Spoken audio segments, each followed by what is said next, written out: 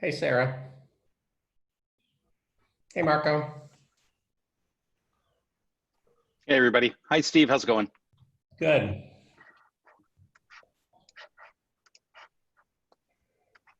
Hello, Okay, I'm Dan. afraid. Dan, I recognize the flag this week. Hey, David, glad you could make it. Yeah, thanks, David. Hey, Steve, I'm afraid I do have an 11 o'clock meeting, so I'm gonna have to head out by 11. Okay. You must be very important then. No. If I was very important, I could call all the shots about when I'm available, when I'm not available.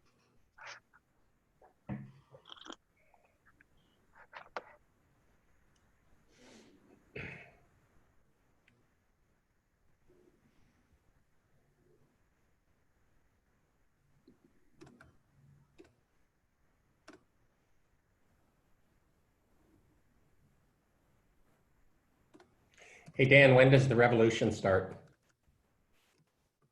It already has. Good. David, is that you calling in? Nope, I'm just on my computer audio. Oh. No, other David. David Hammond. Somebody's calling in, and I know David is on the road today, so.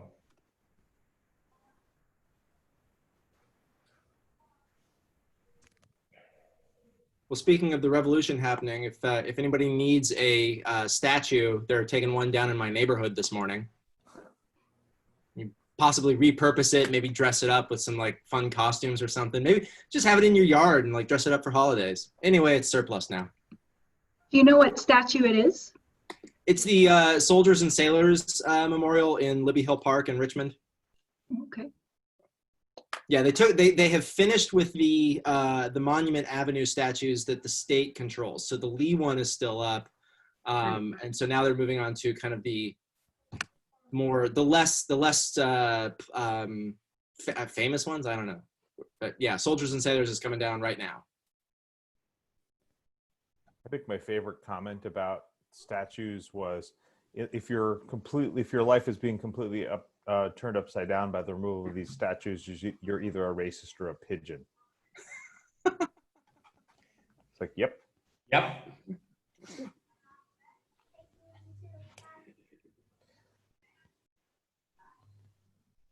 We'll wait one more minute or so. So when are we changing the name of Mary Washington? It went so well last time.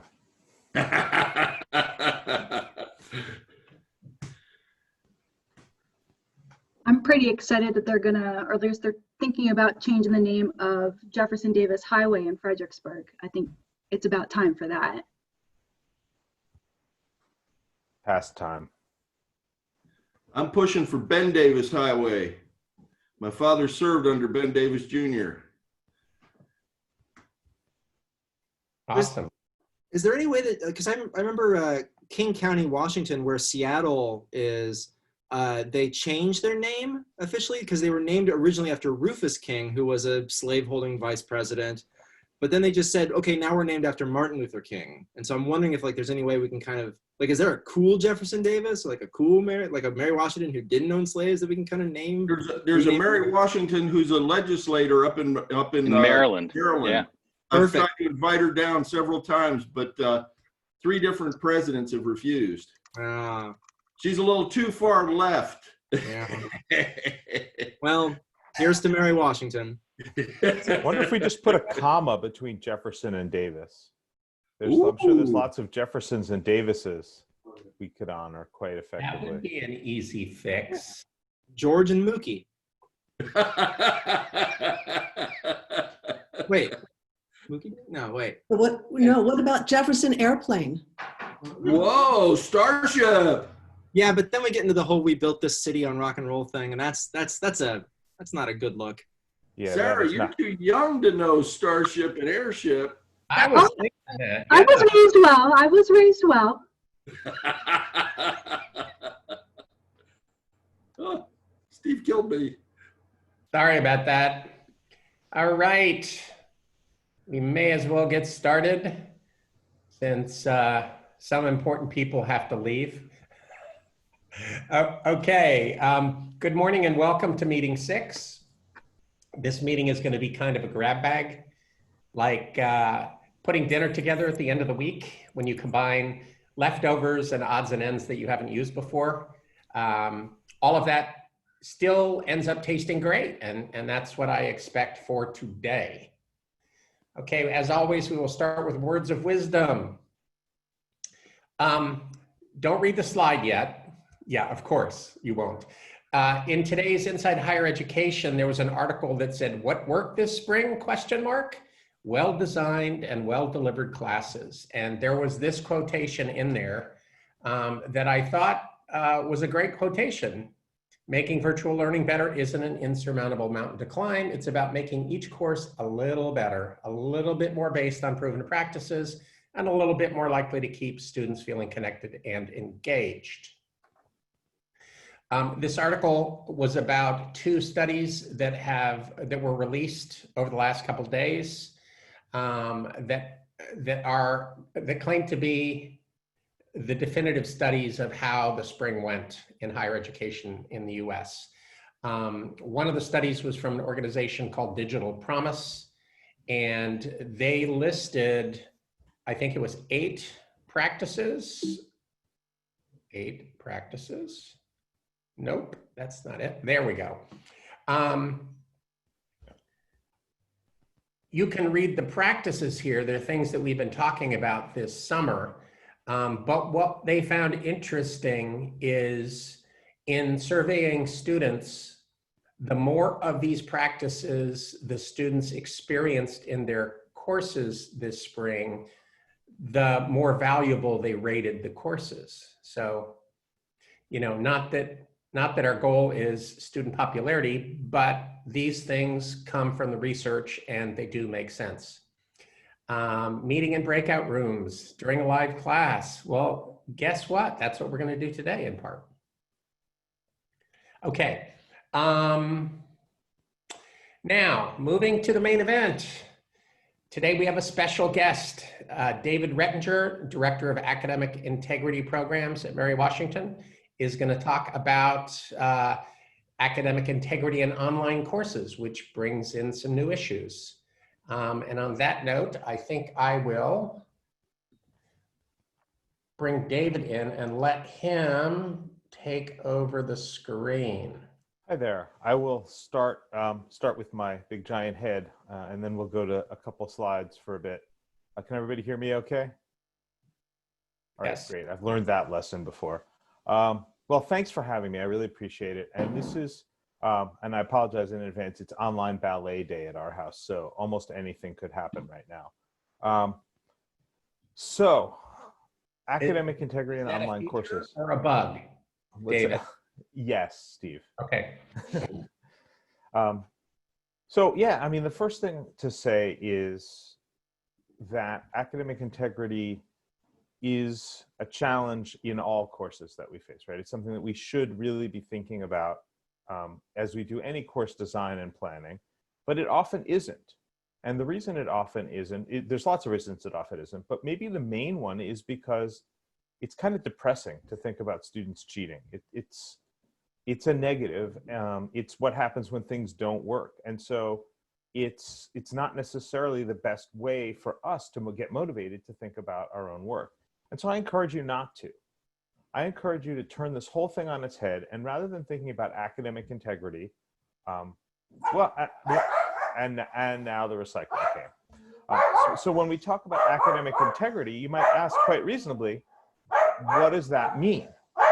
Well, when you ask people, they mostly say it means, well, when students don't cheat. And that's great and all. Not cheating is a worthwhile goal, but what is it in the affirmative? And I'd argue that what it is in the affirmative is something that we might call authentic learning. And so when you ask what's authentic learning, the answer to that is the entire rest of the course that you're working on. I don't have to tell you, and in fact, I probably could learn as much from you as you from me about how to build authentic learning experiences. And so I guess that's the number one key bullet point here, is that there's nothing esoteric about building cultures of academic integrity. What it involves, first and foremost, is good relationships with your students. And second of all, it involves well-designed and well-executed teaching, right? This isn't rocket science. Do what you do well, and that is the best defense you have against problems with academic integrity. All of every single thing on the list that Steve just put up will contribute ultimately to the kinds of beliefs, attitudes, behaviors that will improve academic integrity in your classes. So do that. Thank you, goodbye.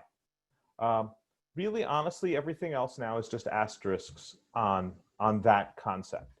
And so by all means, if I'm telling you stuff you already know, let me know. If you have questions, let me know. Take over this quote lecture unquote, because it's not as customized as it might be, partly because I don't know where you've been so far on your journeys. And I realize that those journeys are somewhat different for each of you. So let me just walk through a couple of slides that I've put together that I use in lots of different contexts, some of which will seem highly relevant to you and some of which will be yeah. And so please just let me know, and hopefully Steve can help keep track of some of these things as they come up. And I'll just tell you a little bit about what I've been thinking about as we move to online, or remote teaching, as I should say, since not all of it is actually online. So first of all, let me figure out how to advance slides. Yeah, there we go. So this is an hour-long talk condensed into one slide, which is why do students cheat? And again, the short answer is lots of reasons. But let me hit on some of the key highlights. Students cheat when they feel like it's to their benefit, and when, to some extent, out of desperation. When they feel unprepared or unable to do the assignment that they're being asked to do. And this sometimes has more to do with the context than the assignment itself, right? If you have a student who feels like they've run out of time, they've procrastinated, et cetera, and so on, that also contributes just as much as the particular assignment itself might contribute. Some students cheat when it's easier to do that than to do the work with integrity. And so if they feel like there's a big disparity between the amount of work they would put in to do the work and the way to get around it, then they might choose to cut that corner. Even when it's not easier, and even when they do feel prepared, they still will sometimes violate those policies. They'll commit misconduct when they don't value the work that they're doing, when they're focused so much more on the outcome of the work than on the work itself. So this happens, you see this is the intuition that you might have, that say pre-med students, when they get up against that A- and they feel like they need an A, may be more likely to cheat to get the A because they value medical school more than they value, I know I hate to say it, but organic chemistry, right? So when they're more focused on the extrinsic motivator than the intrinsic motivator, that's when you run the risk of them being dishonest. And similarly, when they feel pressure towards jobs, grades, and other extrinsic things, they see an acute loss coming their way. And they are willing to take big risks. People generally are willing to take big risks to avoid sure losses. That's a basic decision theory principle. And all of these things factor into when they don't think they'll be caught. And I point this out to highlight the distinction between the risk of being caught and the severity of the punishment. Severity of punishment is generally much less effective than increasing the chances of being caught in reducing cheating. And the simple answer to that is multiplication. If the fine for doing something is $1 million, but there's no chance of you ever paying it, it might as well be $1 billion, right? 1 billion times 0 and 1 million times 0 are the same. And so people are much more sensitive to the likelihood of being caught than to the significance of the sanction, if you will.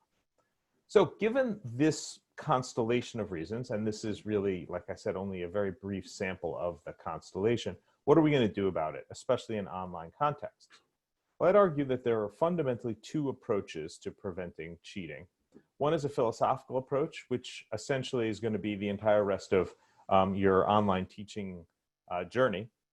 And then there's a handful of logistical things we can do around the edges. Let me just say this, and I think this is really important.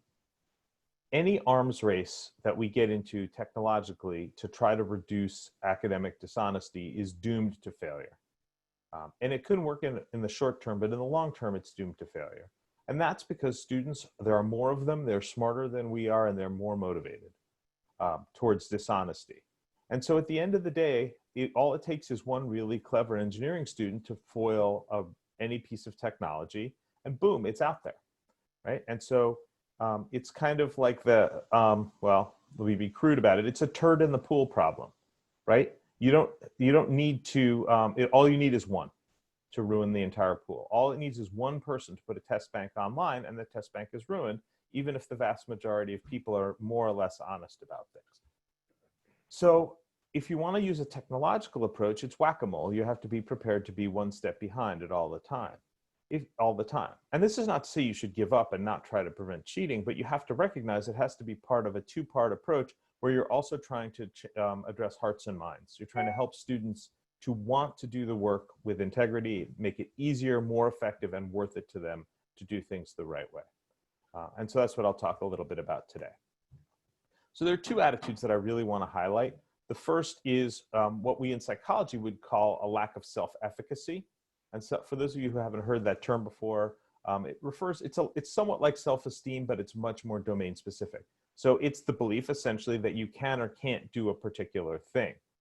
And so when students have a lack of academic self-efficacy or specific self-efficacy towards a particular assignment, we see this in psychology and stats all the time, right? You get students who are otherwise confident, excited, enthusiastic about school. They come into stats and they're terrified. They simply lose that belief that they can do the work. And that often is the thing that gets them in stats more than the stats itself. So it's our job, it's to help them believe they can do it in the classes that they're taking, whatever it might be. We have to build up that self-efficacy. So there are lots of tried and true ways to do this without necessarily making your class, without reducing the rigor or the engagement of your class, right? Because the whole point is not to just to cushion their lives, but to build them up to our expectations. So one way to do that is to reduce the stakes. And I don't mean by this stop giving tests, but if you're going to give, multiple choice tests, just to keep the math simple, let's say you're going to give 3 multiple choice tests of 50 questions each, that's 150 questions. You could just as easily give 15 10-question quizzes, and that's literally exactly the same questions, just distributed over time. And we know there's a value to the pedagogy of doing this more frequently. And it also, a 15-question quiz is just a lot less scary than a 50-question exam. So just the psychology of doing exactly the same thing at a different time can be effective. So that's what I mean by reducing the stakes. And I'm sure you can think of dozens of examples in your own courses. Second, distribute control of the situation. And I'm sure you've talked a lot about this within the workshop, but help students to control their own work assignments, whether that means giving them, gamifying a bit and giving them some different quests to fulfill, or just letting them pick a range of topics. In my cognitive class, I let them pick the deliverable of their final project. And the first assignment as part of the scaffolding is, what's your deliverable going to be? I need you to write me a proposal. And that's actually a pretty useful life skill too.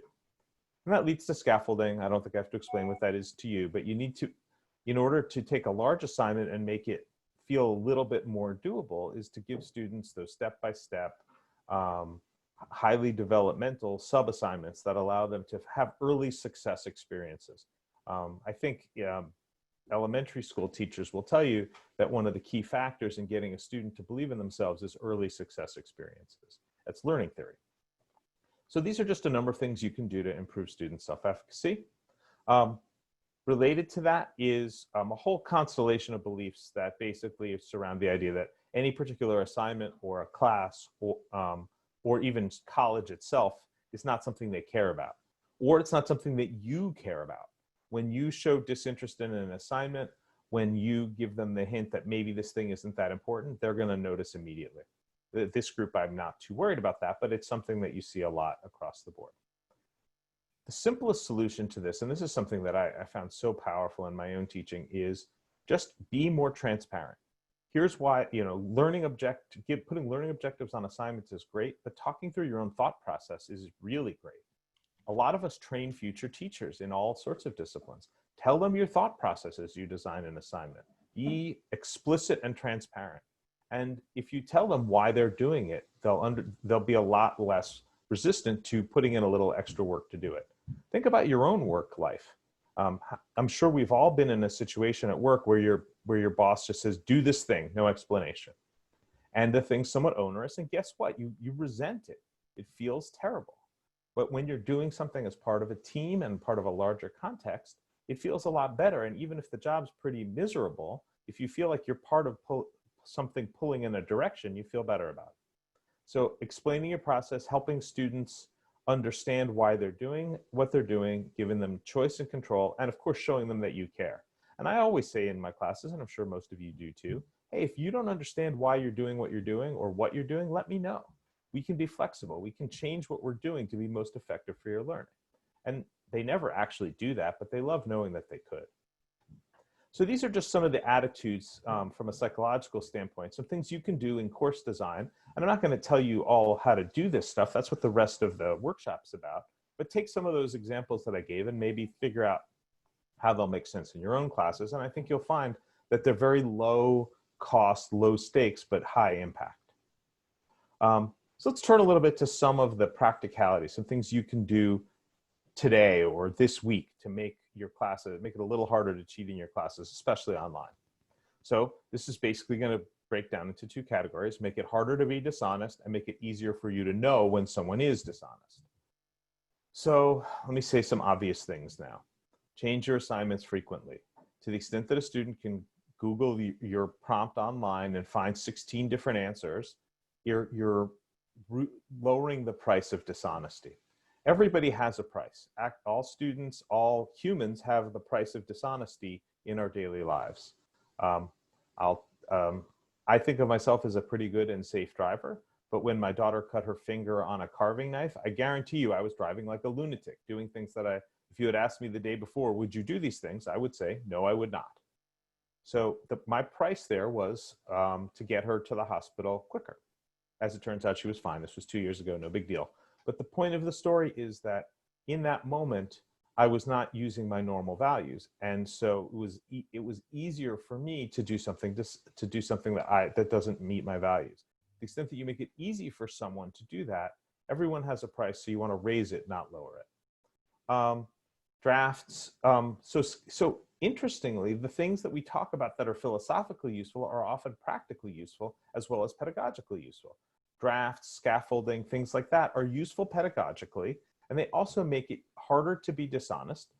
If you think about just what you would have to pay someone to do your work for you, the more little bits and pieces there are, the more they're going to charge you. And that reduces the ease of dishonesty. And that, again, you're not going to stop someone who's committed, but you're raising the price a little bit. And also more individualized assignments. And one of the beauties of our lives at Mary Washington is we know our students. And if you ask them to write something that has meaning to their life, application to their life, you can easily tell when they talk about their experience that it doesn't seem authentic to the things that you've experienced with them in the course so far. Similarly, that makes it easier to detect cheating as well. You can have versions of exams. You can use searches for similar material. I say plagiarism searches, but I really should say similarity detection, because software can never tell you whether something's plagiarized. It can only tell you whether it's similar. Only you know whether it's plagiarized. And then again, drafting makes it easier to detect big changes in the work. So these are very general. There's some other general strategies to talk about. Explain your thinking, give students choices. Again, these are all things I've already mentioned: repeated low stakes testing, creative assignments. The one thing I'll add is a classroom honor code. Classroom honor codes are really useful tools for places where they don't have an honor code like ours. But it is very reasonable for each of you. We're doing construction in my house, apparently. For you to establish what the honor principles are in your class context. Computer science has a full honor code that they use for their programming classes, which I think is a fantastic thing. But you can create your own set of expectations, and the more individualized, personal, and meaningful it is, the more effective it will be. I highlight this book, Cheating Lessons by Jim Lang, which is terrific. He's got a new book out called Cheating Lessons Online with Flower Darby, which I haven't seen yet, but I expect is excellent. And it's a book about pedagogy. It's a book about pedagogy disguised as a book about teaching, about cheating. And I have some extra copies. If you want one, just shoot me an email.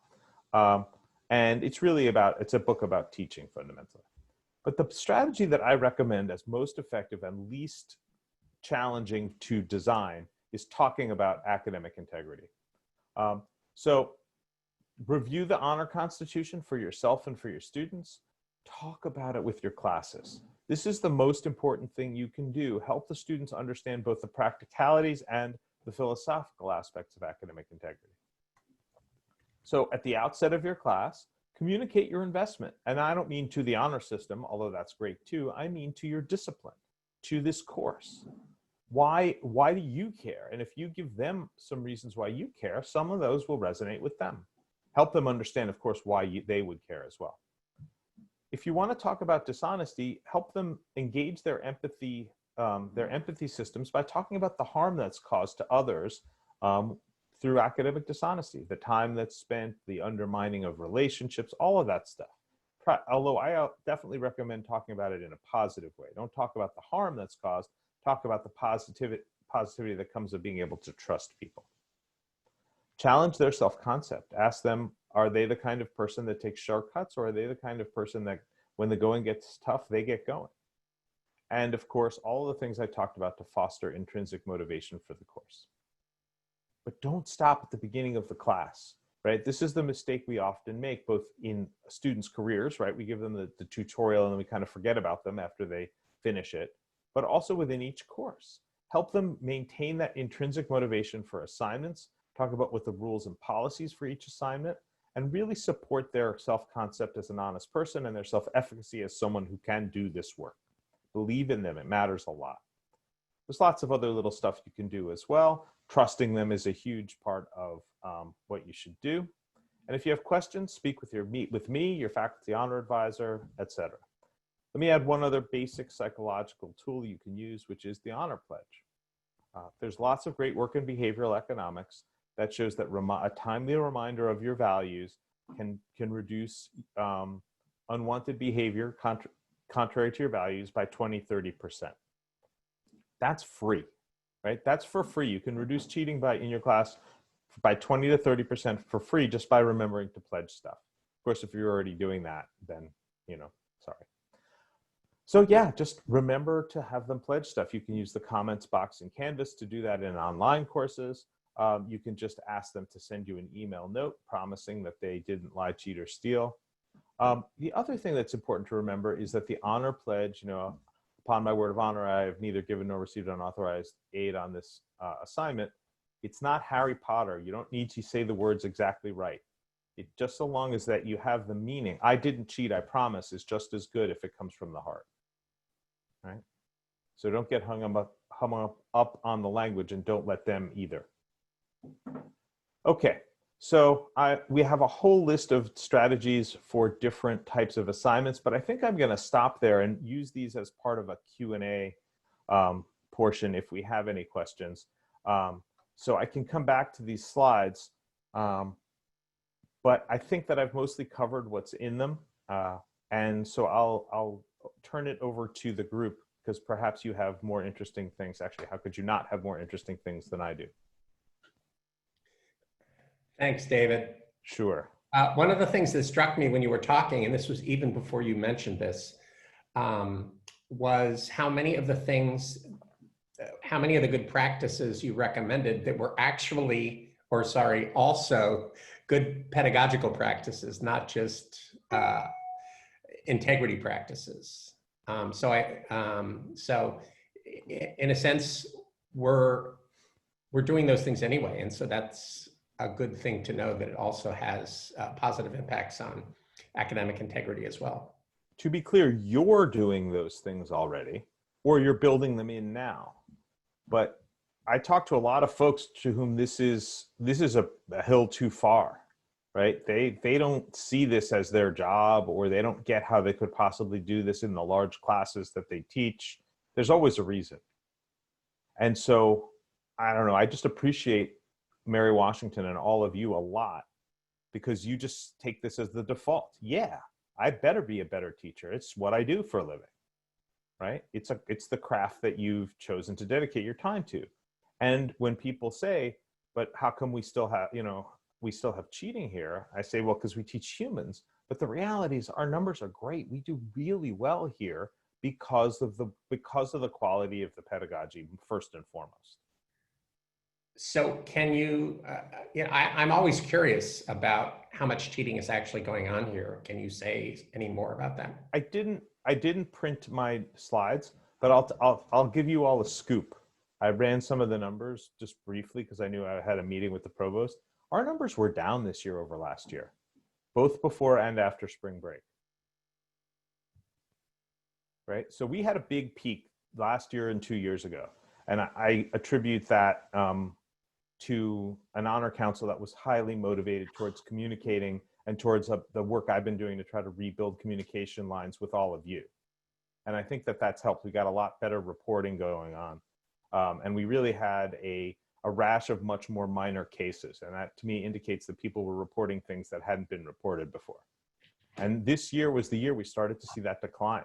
And I think hopefully it wasn't exhaustion by faculty. Hopefully it was that students are starting to get a message. But yeah, even before spring break, we were notably down. We were down about 25 or 30%. And that didn't change after break. Even with the rash of cases we got after we went remote, that number was still less than the rash of cases we got in finals last year. So we're doing well. I mean, of course, our numbers are literally like 20 times what they have at UVA, but I think that speaks to the fact that our honor system is actually working. I just want to chime in and say that if you look at like honor cases or whatever the equivalent is at a given school as your only metric of cheating, right? That's cheating that's been reported. That is very different. And so the reality is if our numbers are up, that means more people are reporting it. It doesn't mean more cheating is inherently going on. And if UVA's numbers are lower, it doesn't mean less cheating's happening. It means no one's acting on it. Oh yeah, I spend a lot of time thinking about UVA versus Virginia Tech, their numbers, because they're similarly large schools and their numbers are orders of magnitude apart. And they both have honor codes, just, despite what UVA might tell you. And I mean, this is not to bag on UVA too much, but they definitely do live in a different world with regard to their honor system. And what Mindy says is right.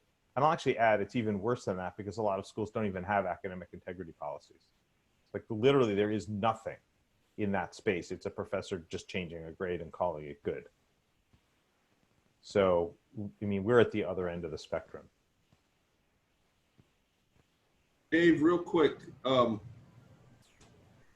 I refer to the time period we're living in as the age of leadership.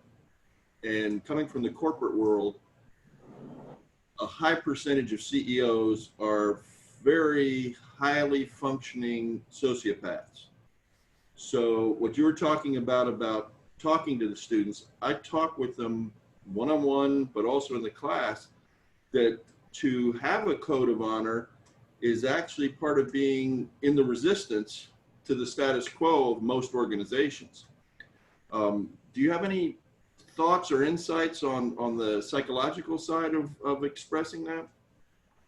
I actually think that the anthropologist might have as good of an insight on a lot of what you're talking about as a psychologist. Psychopaths tend to get ahead, right? Because once you take everyone else's needs out of the equation, it allows you to be a lot more effective. This is not to advocate such a thing. But I think we're living in a culture that does not value either what we do or the way we do it in higher education. I will say that. And I think that we have to have as bad as you put it, as bad as Dan describes it, it's far worse other places too. So you can also get a really useful control. I spend some time doing academic integrity work in parts of the world where the higher education system is not as well developed as ours. On a timeline, I don't mean that as a value judgment. And they are asking very basic questions about civil society. And I can't tell you how to improve academic integrity in a society where the problem actually stems from government ministers accepting bribes for places in university, right? And so we're not there yet, at least. Well, I mean, I guess we kind of are, but we're not there quite as extensively as it is in other parts of the world. But I think the simple answer is we are completely toast if we can't get back to a place where civil society means what it did even 20 years ago. And it wasn't ideal 20 years ago either, but we got to stop this trend, or we're gonna have this. We're gonna be looking in our old age and saying, boy, don't you remember when America was a great place to live? I really think, and I think academic integrity is one of the pillars upon which that builds. And so we really are doing that work. I also am not sure that it's a task that we can succeed at, but we also can't fail at it either. Can I change the angle, your emphasis do. on the small assignments? I think that is something I forget, even though I do it. In my advanced classes, they're all writing and speaking intensive, and I refuse to give a grade for individual discussions. So that takes the pressure off of doing something brilliant every time. But like on the writing assignments, it's like 40% of the grade, but it's 10, 12 assignments and they have to do drafts. And every time they get freaked out, I say, this is only 3.5% of your grade. And there's an immediate relaxing of everything that follows that. But you have to tell them sometimes, they look at the syllabus and they could see it, but they need those reminders, like you said, throughout the course of how all of this fits in and what it's adding up to. So I think that's a point we often forget, because I have a tendency, I still want to do some big assignment somewhere. It's I should not point out there's necessary. nothing wrong with big assignments, but you can lower the stakes in other ways. By drafts, proposals, this step and Yes, all of drafts, that. Yep. revisions, or just multiple tries. You can do a mastery type. You don't have to do a full mastery curriculum to add some mastery elements to your course, Yep. right? If you want to use your final project on a mastery system, I would still break it into some parts, because otherwise you're doing the yes/no thing, and that's kind of terrifying. But you can say, look, everybody gets an A on this project, but you have to finish it to do that. And that means you have to continue to revise and change and take my feedback in order to do that. And let me tell you, you're going to see some dropping from that class when you tell students that, because we have a very reasonable percentage of our students who want to get a C and get out of here, and they're not going to want to play that game. And we should respect that, by the way. And honest, there's nothing wrong with an honest C. It's not going to get you into graduate school, but it's going to probably achieve their goals. So yeah, you can there are lots of ways to lower the stakes that are not just small assignments. Having said that, learning theory will tell you that the testing effect and spaced practice is likely to lead to much longer term retention if you break up testing anyway into smaller chunks. The large exam is purely an artifact is a historical artifact and should be destroyed.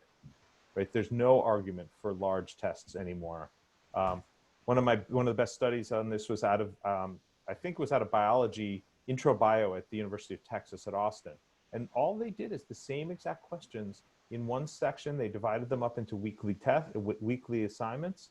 And the other one, or quizzes, I guess they call them. And the other one, they gave the same questions, but in 3 traditional exams, hourly exams, we used to call them when I was in college. And there was like a 12% difference or 15% difference in the grades of these 2 sections. And that was the only difference. So, I mean, this is Learning Theory 101. I'll highly recommend a book called Make It Stick, which is by a number of folks, including Roddy Roediger, who is one of the major players in the cognitive psychology of human learning.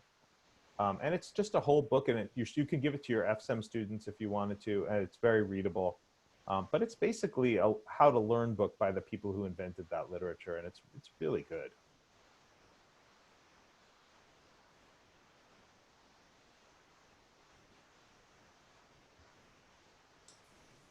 Hey, David. I have a question or a comment on one of the suggestions you made in terms of making assignments individualized to demotivate. I understand that, and it sort of works for me when I have assignments that are like a final or term project and things like that, where I can, like you said, break it up into proposal, first draft, and things like that. And that usually works out really well, even though a lot of students always wait until the last minute to do everything. But it does kind of push them. But for other assignments, I just find that grading would be never ending if I individualized all the answers. I mean, I have my template, I have my answers, even sometimes as I update the assignments, then I have to work on the answers for the new assignments, new version of the assignment. So it just becomes something like logistically very, very hard to handle in order to give them timely, proper feedback if everything is individualized. So what is the good balance between those two approaches? Because I do have a need to move the class along. So yeah. So there's a number of answers to that. The first thing is to validate what you're saying, which is that any advice I give only works to the extent that it makes your teaching better and sustainable. And so if something I suggest doesn't match with what you're already doing, put that on the things I might do in other classes someday list, and that's fine. I don't want you to ever think that I'm making prescriptions for how you should teach. I'm merely throwing some tools into the toolkit. Mm-hmm. Having said that, not all individualization has to be subparts and scaffolding. I'll give you an example. In my cognitive classes, I often will have them write say a blog post or a weekly response or various things like that. And the rubric tool in Canvas is very useful for that. And once you can come up with a rubric that allows you to evaluate almost any version of what they give you. So for example, you can have a line that says applies the relevant knowledge to, relevant knowledge, cognitive psychology knowledge from the chapter to your topic, brings in some ideas of your own, cites research appropriately, right? So those kinds of rubric items. Then you allow them to pick their own topic and to apply which concepts they want to apply to the problems that they find interesting. And you've individualized the assignment, and yet you've still given them a standardized and relatively quick form of feedback that you can provide on a weekly basis. So there's lots of different versions of this that make sense. It's not always going to be, proposal, outline, draft, final paper, right? That works for a semester, but not for a week. So yeah, I mean, be creative, and you can individualize what individualize means in your context, right? And so sometimes it's also something really boring, like using a pedagogical tool like the ones that often come with textbooks. This is one of the rare times where I'll say, pay the money for a commercialized textbook. If they can give you a developmentally adaptive learning environment. So for example, in stats, if it continues to give you the easy questions until you get them right, and then it moves on to the harder ones. That to me is worth paying money for, because that's something that I couldn't build myself. And so that's as individualized as it comes, but at the same time, it takes time off your plate entirely, because they just get a number kicked out of this system at the end. So that's a tool that costs them money, but maybe is worth it. As opposed to paying for a book that you could get the similar book as an open access resource, right? So that's where individualization can really be as diverse as your courses.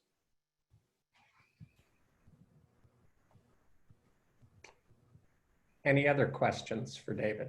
Yeah, I've got one. I've incorporated some self-assessment into some of my courses, and it's worked well, especially I think because it gives students a kind of stake in grading, and I think they're less likely to turn in something lousy if they know they also have to evaluate it. I'm wondering if there's any kind of I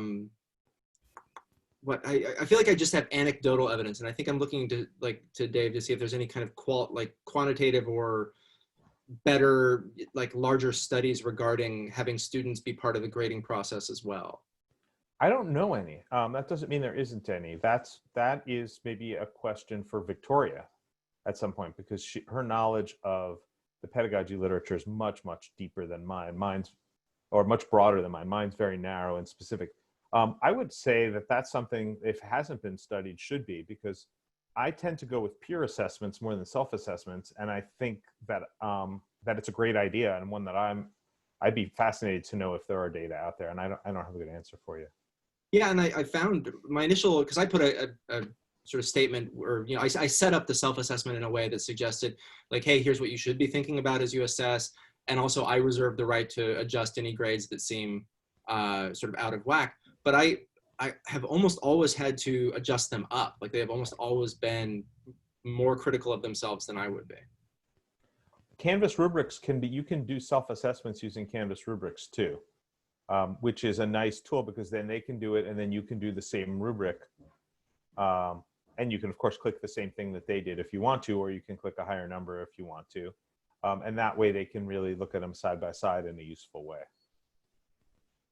Can I just jump in to merge some of what Marco and Colin said? I don't do a formal self-assessment where they're grading themselves on writing, but I do have them provide a self-reflection about what is and isn't going well. And as part of that, when they have to do drafts, they have to tell me, what did you not do that you got feedback that you should do? And sometimes they make a good case for why they didn't do something. And other times they go, I just didn't get to that. In which case I've told them, I won't reread that section that you did not revise because I'm not going to give you the same feedback twice. And it makes them be really honest, but I also found that it helps streamline my grading a little bit because one of the questions I ask is, what are you particularly looking for feedback on? And sometimes what they're looking for feedback on is not what I expected. And then I can give them the feedback that they said that they want to move forward with. Doesn't mean I don't also give them other things, but that helps me narrow my focus a little bit and manage a pretty heavy grading load in a draft intensive, writing intensive class. That seems like a really cool workshop for later in the year on how to do self-assessments of writing and other work. I would go to that. So I just have a comment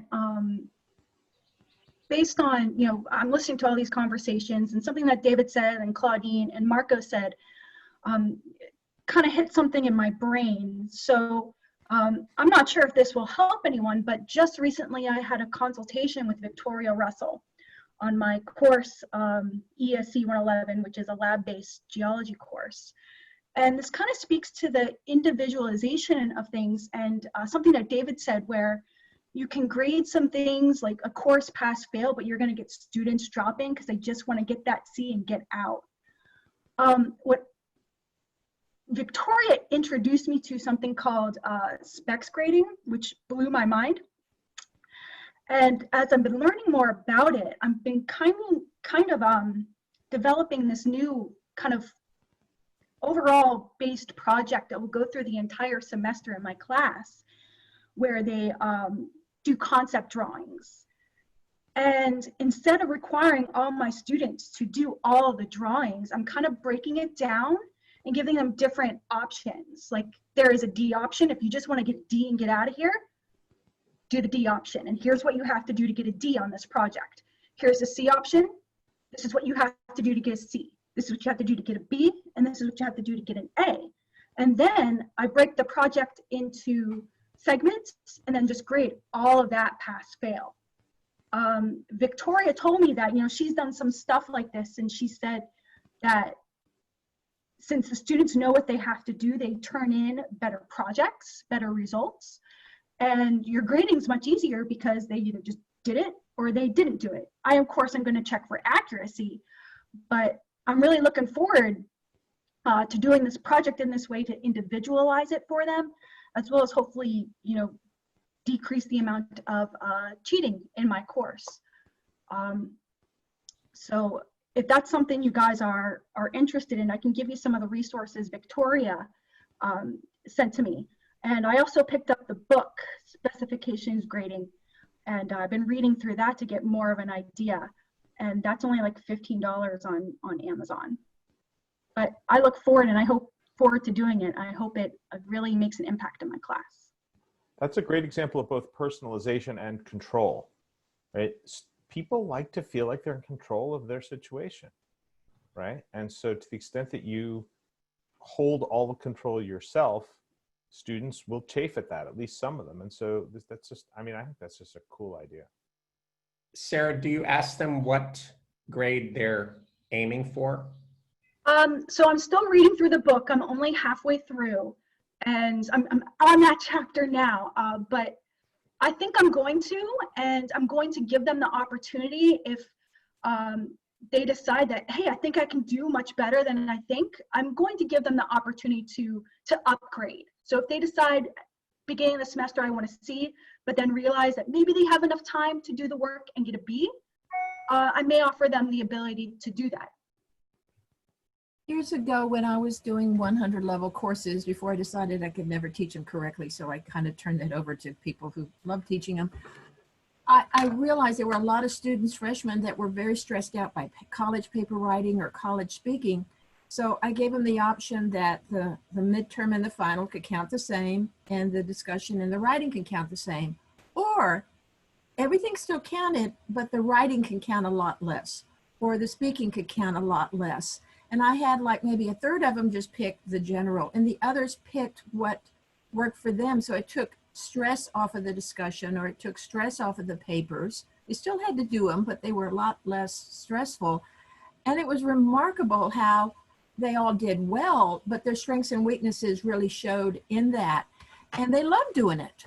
It was back to that, giving them some control without, and explaining my thought process, as David said, explaining my thought process for doing that.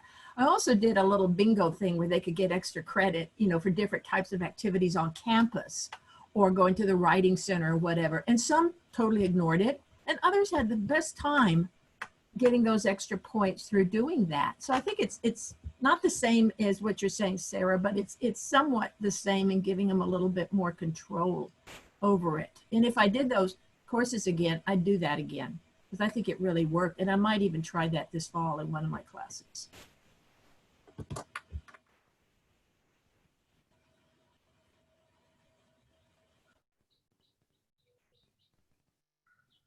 Other questions?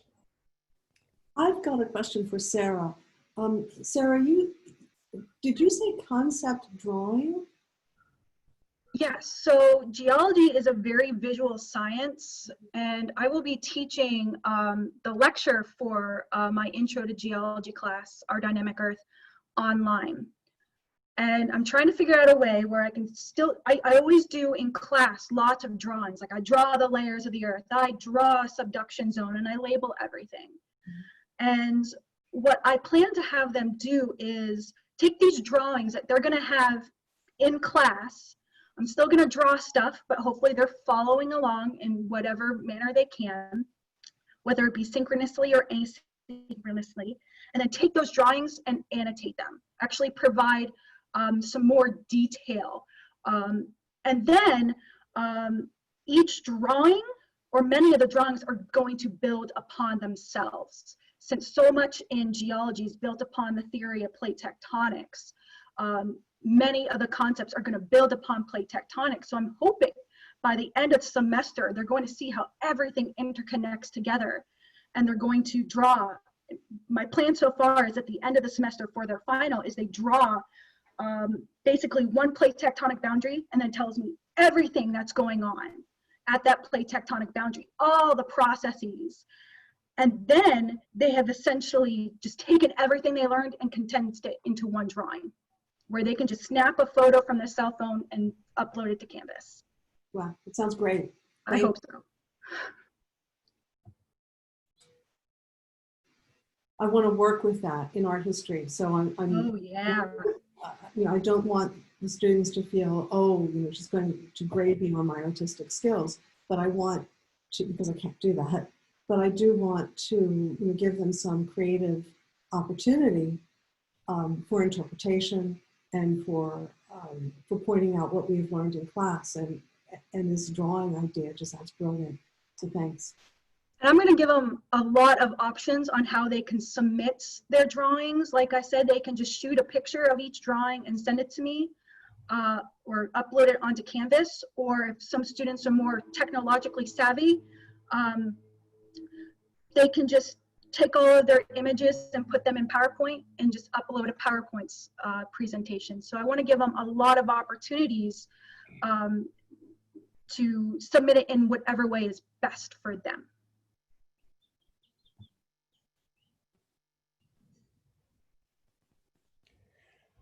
One of the things that I've thought about a lot over the years is, and this may sound trivial when I phrase it, but I hope you'll think about it. Am I actually testing what I want them to learn? You know, if I wanted to test someone's lab skills, I'm not sure that a multiple choice exam would be the best way to do it. More and more, I'm moving in the direction of having students demonstrate their ability to do what it is I want them to be able to do. And so that's moving away from sort of traditional testing. And I think that's more valid somehow. You know, well, let me just stop at that point.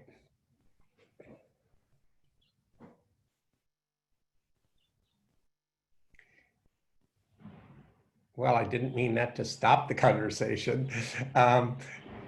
Any last questions for David or comments or anything before we move to the next segment? David, I just want to thank you for joining us and for sharing. As Steve said earlier, you really hit on some pedagogical issues that are so closely aligned with academic integrity. So thank you. Thank you. Absolutely my pleasure. Thanks for everybody for your time and attention. Let me also preview, look for an email from me in the next week or so. It's going to be really long and I know no one's going to read it. But let me tell you that I'm going to do an extended version of this in 2 1-hour sessions in a couple of weeks at the end of this month and the beginning of next. One on just on the technology tips, tricks, and challenges. And so we'll get into Chegg and Course Hero and all that scary stuff in the one. And then in the second one, we'll talk about the philosophical stuff that I talked about today, and we'll have some more time to explore it. So if you're interested in doing that, those will be yet more Zoom development time. So, but stay tuned for that, and also some details about honor convocation, which I mean won't be on Zoom. I can tell you that at least. It'll be it'll be a recorded video. So great to see you all and see your names printed in text for the rest of you. And I look forward to seeing many of your names printed in text in other contexts. Thanks, David. Take care. Thanks, Steve. All right, let's see if we can find our way back to my PowerPoint. Isn't that interesting? Okay, well, let's try this. Okay.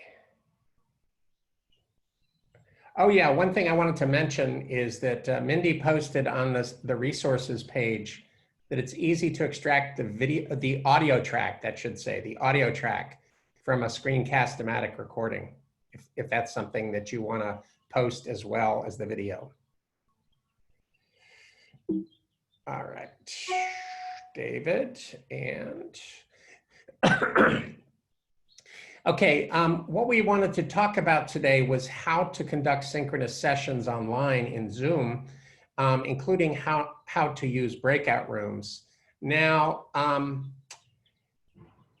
if you were at the Refocus online session this week, Cartlin Burge showed how to set up your Zoom meeting. What I want to talk about briefly is some of the things that he didn't mention. And then we will talk about setting up and using breakout rooms. Okay,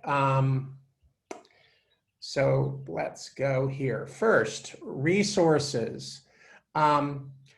Zoom offers a lot of resources about how to actually do stuff, scheduling a meeting, how to use the breakout rooms.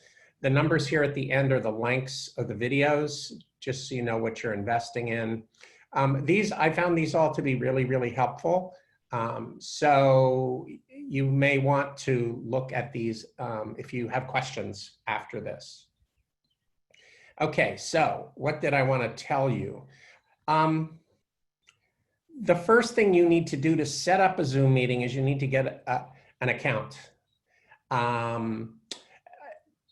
Jerry can correct me if I'm wrong. If you absolutely positively need a Zoom account now, you can contact the help desk and they can set you up. But he would rather that you waited a bit longer because DLS is in the process of arranging a longer term solution for all faculty. IT is currently taken over management Okay. of Zoom, and they are working on an enterprise license that will include all employees and all students. So it will be full Zoom accounts for everybody. It's not done yet. It's still in procurement. Once they get to that point, they will let everybody know, probably by email, that, hey, here's the thing, and here's how you do it. So for right now, I would say if you really need a Zoom account to do teaching right now, contact the help desk because they can help set you up an account. If it's something that you can wait, a couple of weeks more while they work through that, that would probably be easier for everybody. Yeah. Thanks, Jerry. Yeah. Okay, so there are two ways to set up a Zoom meeting. The first is to schedule a meeting through your Zoom accounts.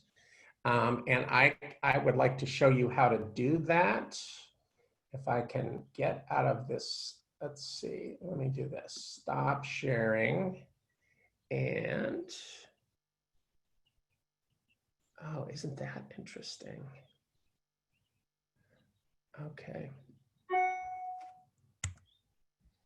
All right, yes. Now,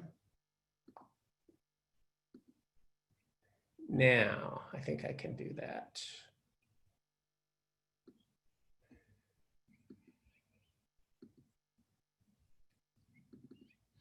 Okay, so the first thing that you do is you go to zoom.com or zoom.us, it doesn't matter. To schedule a meeting, you click on My Account.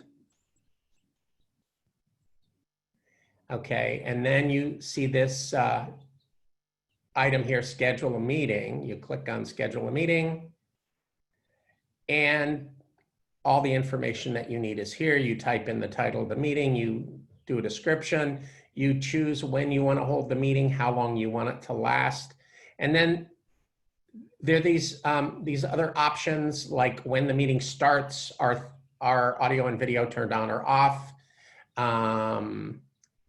For me, the most important thing is you can set the meeting up to record automatically. And since I often forget to turn that on, doing it when you schedule the meeting is a good way to go. There are these other security options here that you can use as well. You click save and you get the information about inviting people, which you can then send to them, and you've received those yourself. Okay, so this is really very easy to do. The other option is if you want to set up a meeting on the fly, like you get an email from a student saying, I'm having trouble with the homework. Can we meet, in 15 minutes or something, or even right now? You can host a meeting right here. Click video on or off as you see fit. And it won't let me do it because I'm already in a video call. But basically, it is a handful of clicks that will initiate the Zoom session, which you then share with the student. Typically, you email them, and then you're good to go. Okay, so actually, setting up Zoom meetings is not that difficult. Steve, all right. can I add one thing to that? Yeah, sure. If you are using Zoom for a recurring reason, like a class, whether it's class that meets 3 days a week, or you're just doing a synchronous meeting on Fridays, or you're doing in the spring after we went remote, my department did a weekly virtual lunch that anyone could drop into. You can set it up as a recurring meeting, and therefore the same link will work each time. So you don't need to generate a new link for each meeting. That's really helpful to streamline things for students. So I would encourage you to do that. If you're doing standing office hours, you can similarly do that or use your virtual meeting room ID. Not everyone wants standing office hours when they're virtual. Some people would rather do appointment, but know that that recurring option can be a useful one so that students don't have to find a new link each class time and you don't have to post a new one to Canvas every day you meet. Thanks. I'll add one thing too. Once we get this enterprise license, we're going to integrate into Canvas too. So there'll be a way for you to have like your students' meeting links right in Canvas, so they don't have to like search through their email and those kinds of things through it. So we'll try to, lots of dominoes need to fall on that particular thing, but once we get there, we'll be sure to be letting you all know about what those pieces and processes look like. Thanks, Jerry. So the other thing that I wanted to do today was talk a little bit about breakout rooms, since many of you have expressed interest in that. And I thought we would start by having Mindy tell us a little bit about how she has used them. So Mindy, take it away. Sure, I see a question in the chat about captioning recordings of a class on Zoom. You can't caption within Zoom, but you can then upload that video, or you can have Zoom save the video out, and then you could upload that video to YouTube and use YouTube's auto captioning, or for that matter, you can actually upload it into Screencast. But if you already have the video separate, at that point, you're better off going with YouTube for the most part anyway. So it's Zoom won't caption for you, but it's a video just like any other MP4 file. You can do whatever you like with. Okay, so as far as breakout rooms, I used them in one of my classes in the spring where we stayed meeting synchronously. It was a fully discussion-based seminar with students leading the discussions by that point in the semester. And I give the students a lot of control over how they want to run the discussion. I give them very general guideposts that they have to fall within, but part of what they're being evaluated on is the choices that they make and how appropriate they are for that content and how effective it ends up being, rather than saying your discussion has to look like everyone else's discussion. And one of the things that this particular class tended to do was break into small groups. As a class, they liked that, break into small groups, have a smaller discussion, and then come back to the whole group and dig deeper into that. And when we went virtual, they wanted to continue with that format if possible. So I looked into my options, and Zoom does have the breakout room feature. FYI, you have to have turned it on in your settings. So it is by default, it's off. So if you don't have it turned on before your meeting starts, you can't change it in the middle of a meeting. So I now have it in my account that it's default on. So just plan ahead. And then you can actually, Cartland walked through how to set it up, how to program it in the Refocus meeting on Monday, and that video will go up. So I'm not going to nuts and bolts it, but what I would do is work with the student leaders if it was a student-led day, or make a decision on my own if it was one of my days leading, about how many groups we wanted, roughly how many people we wanted per group, right? Were these things that people should be doing in pairs? Is this groups of about 4? And then you just have people break into groups. It is very easy to do. I tend to prefer the automatically send people to rooms rather than they have to pick to go over, just because it makes one less click and one less chance of error. When you're in the room, it works really well to have that discussion. If it's a pre-programmed one, like we've been using in Refocus, it'll have a countdown clock at the top so people know, okay, we have 10 minutes, here's how much time we have left. It can also be an open-ended group where you're giving people an approximate time frame, and then you're checking in if they're ready to come back. Or maybe I'm going to use it in the fall in my labs where they'll go into breakout groups and be in those pretty much for the whole lab. It's just a way for me to be able to work with fewer students at a time. The downside to them is that it is a bit clunky to jump between rooms. So as the host, as the meeting host, you can definitely do that, but you can't pop in and out seamlessly in 30 seconds. You've got to click over to a room. It takes a minute to load you in. you have to kind of interrupt or hang there and be like, hey, here now, and then pop back out to the main room and then back into another sub room. The way I was using them, I didn't need to be supervising their individual discussions. They were doing their thing and then coming back together. So that worked out fine. If they had a question, they can send a message to me as host and I get that. And then I can jump into that room. And that's what I'm going to be doing in my lab, because I'm expecting to have to jump from room to room there a lot more, but it's also an hour and 15-minute lab. So if your idea is that you'll be floating between groups the way you might walking around a classroom, that won't work as well. But if the idea is that people can work in smaller groups and then come back together, or work in smaller groups so you can interact with each group, maybe there's group projects, and you're giving them that class period to work together and you're cycling through doing a check-in with each group, that could work just fine. So you have to understand that there's a lag time. And I would encourage you, if you're going to use groups for the first time, breakout groups, grab a couple of friends and do a test run. You need a few people, even if you send them each to their own room, just so you can see what it's like to jump between rooms. But it's a good thing to test out, because it's not hard, but it's not inherently intuitive. And then you can ask somebody, send me a message so I see what that looks like. Stuff like that is helpful to try out. So that's kind of what I did. I've used them a lot this summer as well for professional meetings. So I've been spending a lot of time in Zoom breakouts as we've had to take in-person work groups and put them into virtual format. So if people have particular questions, I'm happy to talk more to particular interests or concerns. That was really helpful. Does anybody have any questions for Mindy?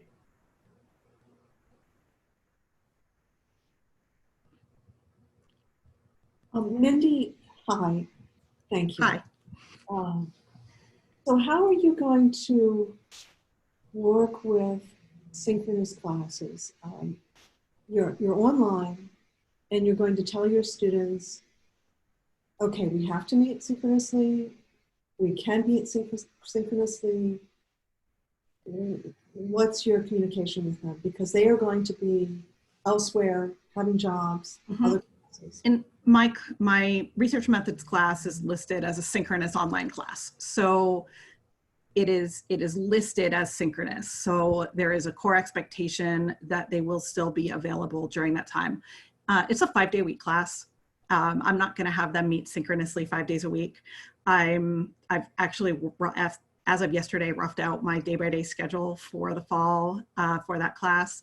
And most weeks, I'm going to have one synchronous lab meeting, labs Tuesday, Thursday. So I'll have one synchronous lab meeting. Some weeks I'll need to do both, because the labs are around either advancing their projects, where they're working in groups on their projects, or learning skills that they will need for different parts of their project. They have to learn the skill in advance. Like they have to learn how to program their survey online before they have to program their survey online. They need to learn how to create scale scores in SPSS before they actually have to do that with their data. So I'm also going to do synchronous Q&A on Fridays during our class time, where it's just going to be drop in, but they can ask whatever questions they have. They can share thoughts. I did that in one of my classes in the spring pretty successfully, and so I'm going to try that again. So we're not actually going to be synchronous 5 days a week. We're mostly going to be synchronous 2 days a week, but it is listed as a synchronous class, because there is no way I could teach that class fully asynchronously, without just having tremendous numbers of one-on-one meetings, which would be schedule-wise unmanageable for me. So I was really happy when Mary Wash gave us the option, when they're updating the schedule, to have that column that says whether it's in-person, synchronous, asynchronous, hybrid, because that means if a student feels they can't do it, they can take it in the spring. We teach this class every traditional semester. It does mean if they're a senior, they have to make it work, or they have to push graduation a semester because they have a subsequent class they have to take after research methods. But it's the best we could do, and we're doing that for all 3 of our sections. The other instructor and I have worked together to have a consistent plan across our format so that students will know generally what they should expect regardless of which section they're taking. So we're hoping that'll streamline some things. But yeah, I'm just really upfront. In the spring, it was the same thing. I surveyed students when we went remote, and I said, if we were to continue meeting synchronously, which would be my preference for that class, would you be able to? And for the most part, they could. Not everyone could come to every meeting. They wanted to support their fellow students, though. I think it helped that we had been meeting in person for half a semester. They had relationships. Some of them had already led class. They wanted to do the same thing for their classmates. Their classmates had done for them. They had kind of a we're in it together feeling. So, but I think it was just being very upfront about what it's going to look like helps. I think that if you're going to a hybrid or synchronous model where sometimes you'll be synchronous and sometimes not, having as consistent a schedule for that as possible is going to be helpful. So for my class, it's going to be Tuesday, Thursday, and Friday as a drop-in. And every Tuesday and Thursday won't happen, but some will. No one's ever going to complain when a class gets canceled, right? Nobody's ever like, oh, I won't see you today. My life is ruined. So if they find out in a given week they're only meeting once for lab instead of twice, that will just make them happy. Okay, great. Thank you. Mindy, can you say anything about the length of breakout sessions? I mean, is there, how short is too short and how long is too long? If definitely don't go under 5 minutes. It's going to take a minute or so for people to get into them anyway. So you have to build that in. I was generally going with 7 to 10 minutes as the breakouts, which was equivalent to about 5 minutes of in-person class time, because you've got to build in the time for people to go in. Somebody has video disconnect. Maybe somebody gets kicked out and because they hit the wrong button before I understood the auto send thing and it lets me get them in. As far as how long, that just comes down to what your goal is, right? We're doing hour-long breakouts for Refocus. They work fine. It just depends on your goal. But keep in mind that you've got to give people the tech time to jump into the room, get situated, and then when the rooms close, if you have it set up automatically, they'll have a 60-second warning. So when the countdown clock says 0, they're given a warning that says you have 1 minute before you'll be automatically returned to the main room. So you also have to build in that extra minute plus the digital travel time to reconnect with the big room. So a 10-minute breakout is probably going to be more like 12, 13 minutes in real time because it's not counting the time on either end. I wouldn't want to do 1 million of them in an in-person class. I might break into groups 3 times. In a virtual class, I'm probably going to have them break into groups once, just because it is a lot of effort to go in and out. If it was a longer class, if I were teaching like a 2-hour block or a 3-hour lab, something like that, I might be able to make use of them multiple times or shift groups around. But imagine that you're having to walk to a different classroom. Think about it that way, right? Here's the classroom I'm meeting in. Now we're going into breakout groups. Everybody has to walk to a different room on this floor, then reset. Okay, now I've sent you all a text alert. It's time to come back to the main classroom, and now they all have to walk back. That's a good way to think about it as a proxy. Thank you. I have a question about, I'm sorry. Go ahead, Robert. You were waiting to talk for a while. You're muted, Bob.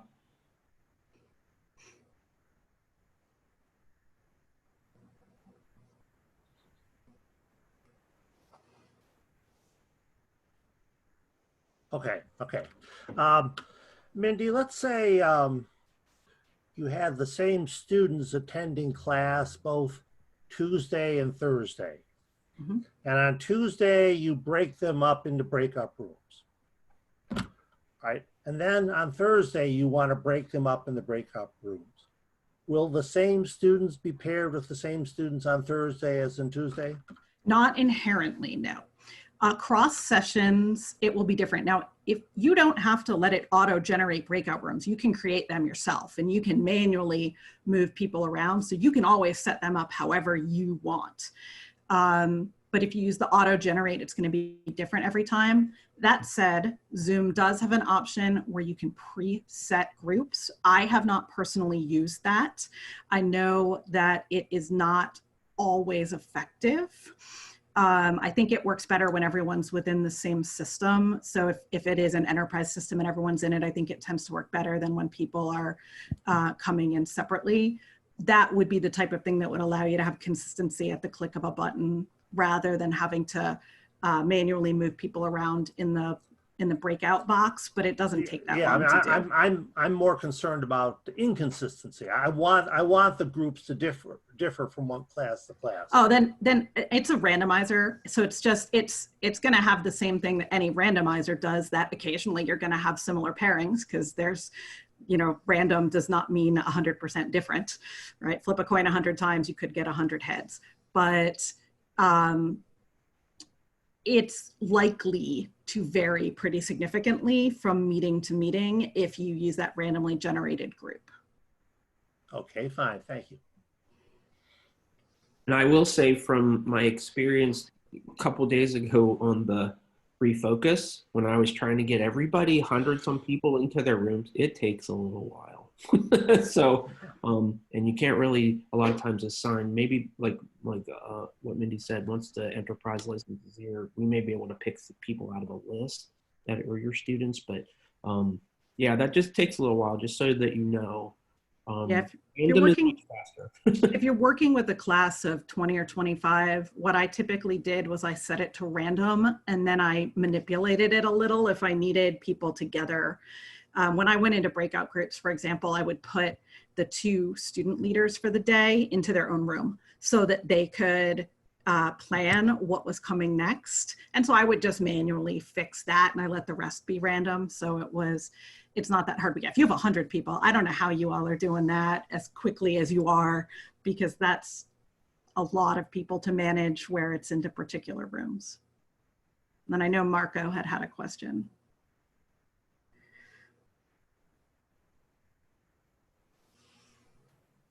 Marco, you're muted.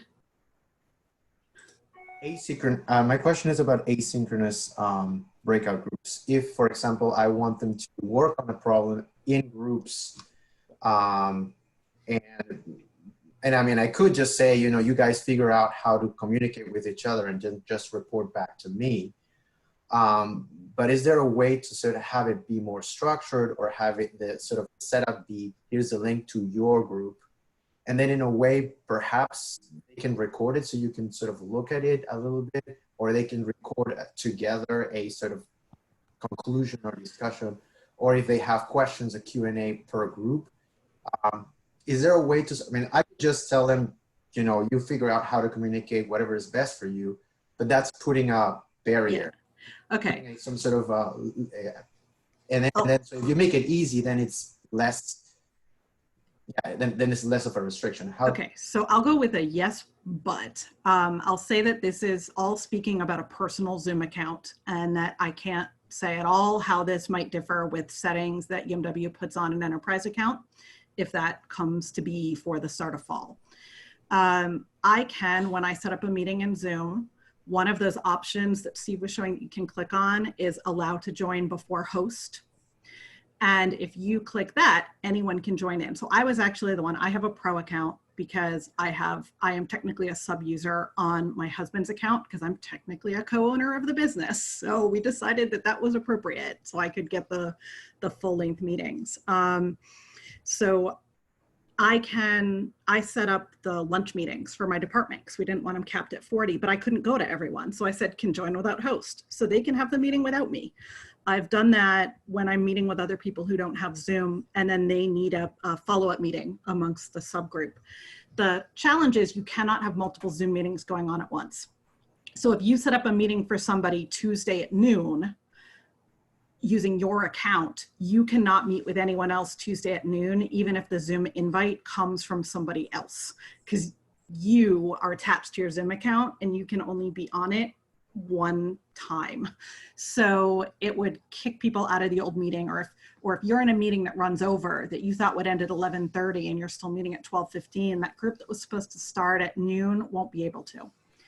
I did do that for my research students, my independent study students in the spring, to allow them to do some long group meetings when they were having to collaborate on data analysis and finalizing their presentation. So, but we did have to plan it. So I knew when it would be, how long it would be, and I could be off. An enterprise account may not give you that option to join before host though, because there are potential security concerns around that. And since mine's a private account, I'm using it very specifically with people I have ongoing professional relationships with, or my independent study students who I basically lived with for a year academically. It was a different thing. I wasn't putting it out publicly. But if you had like a standing meeting where your group will be assigned to work on problem set for the class twice during the semester, those meetings will always happen at this time. Here's the link that you'll use.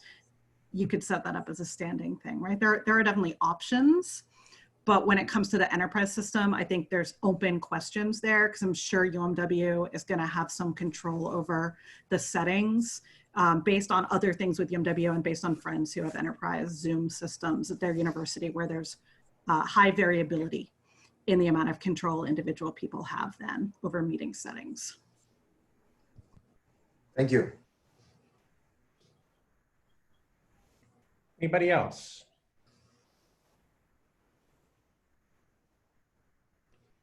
Thanks, Mindy. That was really, really helpful. Okay, what I'll just say, don't be afraid to try it and then decide it doesn't work for your class or for you. It is okay to try something and then tell your students, well, that was an interesting experiment, wasn't it? We'll have a different plan on Thursday. I'm not sure what it is yet, but it'll be something different because that didn't go so well. That's fine. I've done that many times. Yeah, it's okay. In the same way, sometimes we have a day when we're teaching something and it's clear they don't get it. I've had students where I go, rip the pages out of your notebook. We're gonna start that over. That didn't work. It's the same type of thing. Don't be afraid to try something and then decide that it wasn't the right fit. Even if it technologically works okay, sometimes it's not the right fit for you. You try it and you go, wow, that's not how I work. And that's okay too. It's more generally, it is okay for you not to be perfect when you're teaching, because one thing that's important for us to do is model the process of learning. And learning takes work and effort and false starts and mistakes. And if we never ever show that, then students may think there's something wrong with them when they do those things. So, all right. Well, this has been a good session. Thank you all for coming. We will meet again next Wednesday at 10 o'clock.